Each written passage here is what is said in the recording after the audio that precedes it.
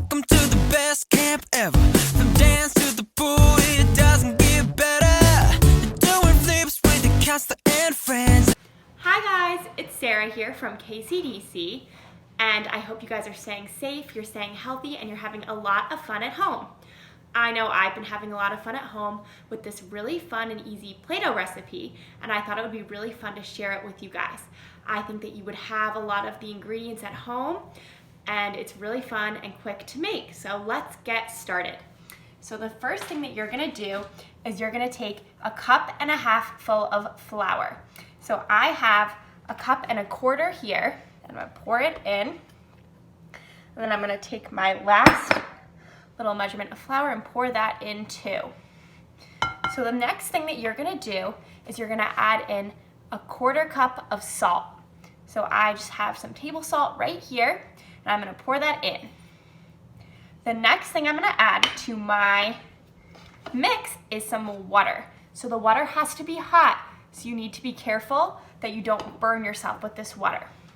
Then, before you add your water, if you want your Play-Doh to be colorful, you need to add a few drops of food coloring. So I'm adding in some kiwi blue to my water. I'm gonna add about 3 drops, but you can always add more if you want it to be a little more colored, or less if you want it to be a little less colored. So now that that's in there and I'm stirring it up a little, I'm gonna pour that into my Play-Doh mix. All right, so the next thing I'm going to add, and this is your last ingredient, is 2 tablespoons of cooking oil. So I just used some canola oil, but you can use vegetable oil or olive oil too. So I just added that in. All right, awesome. So the next thing you're gonna do is you're gonna take a little bit of flour. So I'm just taking these measuring spoons that I have used before, and I'm going to get a little bit of flour and I'm gonna put it on my tabletop for when I mix up my Play-Doh. So what I'm gonna do now is I'm gonna mix it up. Now, you can use gloves for this step because sometimes the food coloring can get on your hands. But if you don't want to, that's okay, it'll wash off. So I'm gonna mix this up a little bit. And as you can see, it's starting to really turn into some awesome squishy Play-Doh. And once it's a little bit mixed up and it's ready to go, you can pour it onto your tabletop that has flour on it so it doesn't stick, and you can use that. Now, if your dough is a little bit too dry or a little bit too wet, you can totally tweak it. So you can add more flour if it's a little bit too wet, or you can add more hot water if it's a little too dry.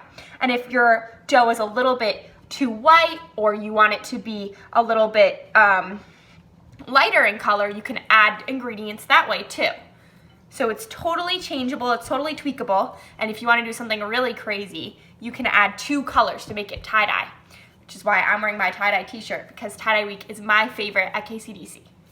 So here we go, I'm gonna take some dough, I'm gonna put it on my floured surface here.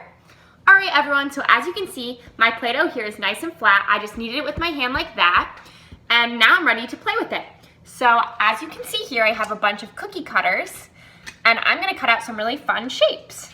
So yesterday was National High Five Day, and I know you guys are very familiar with the KCDC High Five, so I thought it would be fun to cut out a high five here. And then I also have an elephant, and I have an airplane.